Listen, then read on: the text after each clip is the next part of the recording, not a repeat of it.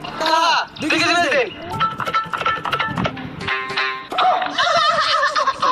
ভাই গুড়া কত 25 টাকা আর আলু কত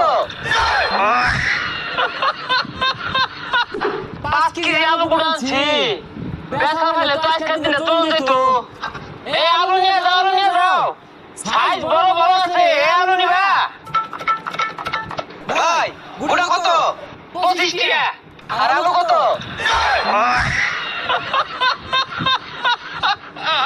এই গেন্দা